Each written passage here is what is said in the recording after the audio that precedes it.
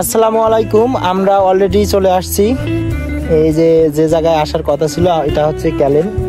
এই যে পাশে দেখতেছেন একটা লম্বা অর্থাৎ নদীর মতো, আসলে এটা নদী না, এটা হচ্ছে ক্যানেল।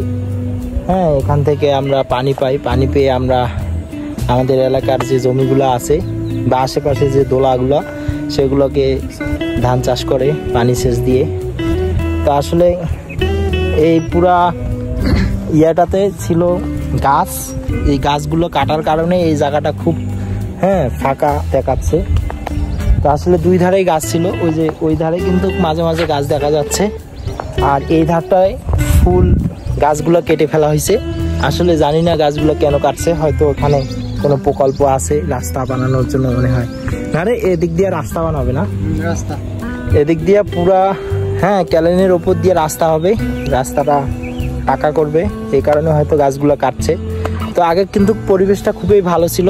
তো যাই হোক, আমরা আপনাদেরকে এই জায়গাটা দেখানোর চেষ্টা করতেছি। এখানে যে পুরো জায়গাটা একদম কি বলবো, আশেপাশে কোথাও বাড়ি নাই।